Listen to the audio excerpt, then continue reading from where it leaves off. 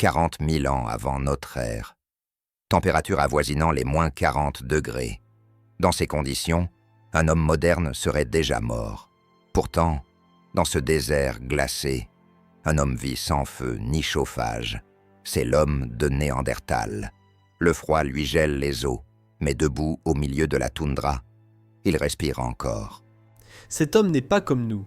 Il mesure en moyenne 1,65 m pour 85 à 95 kg, avec des os 30% plus denses que ceux d'Homo sapiens. Sa cage thoracique est 20% plus large, son bassin plus épais, ses membres courts, tout pour limiter la perte de chaleur. Ce n'est pas de la force brute, c'est de la thermodynamique, un corps conçu pour résister au froid.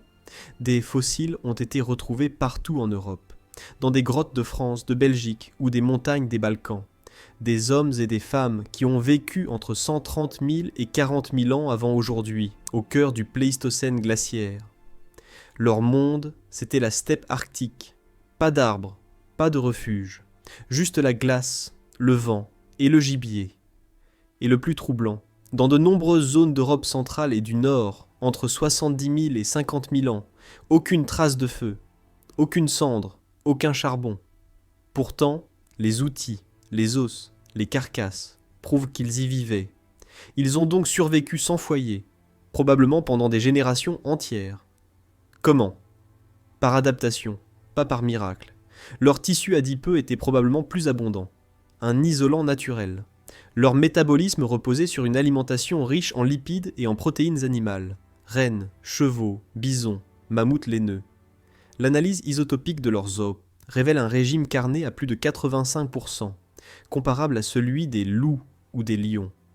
Leur énergie, c'était la graisse. 1 gramme de graisse, c'est 9 calories, le carburant du froid. Ils mangeaient cru, souvent gelé. Des résidus microscopiques sur leurs dents montrent de la viande crue, du gras, du pollen et parfois de la moelle. Leur système digestif encaissait. Leurs mâchoires, courtes et massives, pouvaient broyer des tendons ou de la viande raide sans cuisson.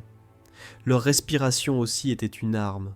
Leur fosse nasale, large, complexe, servait à réchauffer et humidifier l'air glacé avant qu'il n'atteigne les poumons. Un échangeur thermique biologique. Ce détail anatomique, on le voit sur chaque crâne. Un museau court mais profond, presque comme un radiateur inversé. Sans feu, il fallait d'autres sources de chaleur. Ils utilisaient les peaux fraîches d'animaux tués, encore tièdes. Des outils en os retrouvés à Grotte du Renne et Combgrenal montrent qu'ils raclaient et assouplissaient ces peaux. Ils les empilaient, parfois 3 ou 4 couches. Un manteau de 15 kilos qui isolait du vent mieux qu'un feu de fortune. Et la nuit, ils dormaient collés les uns aux autres. Les études sur la taille de leurs abris montrent de petits espaces, moins de 10 mètres carrés, souvent creusés contre des falaises ou sous des roches. Leur chaleur corporelle collective suffisait à maintenir quelques degrés de plus. Le groupe remplaçait la flamme. Certains paléontologues pensent qu'ils se réfugiaient aussi dans des cavités naturelles, avec des entrées fermées par des pierres et de la neige, créant une microclimatisation rudimentaire, une stratégie similaire à celle des ours. Et même blessés, ils tenaient. Un squelette de la chapelle aux Saints, vieux de 60 000 ans, montre un homme édenté, arthrosique, qui a vécu des années sans pouvoir chasser. Ses proches l'ont nourri, protégé, gardé au chaud. Cela veut dire une chose, la survie. C'était le groupe. Sans feu, leur feu, c'était les autres. Il n'a pas disparu à cause du froid. Il s'est éteint lentement, absorbé par l'homme qu'il a rencontré.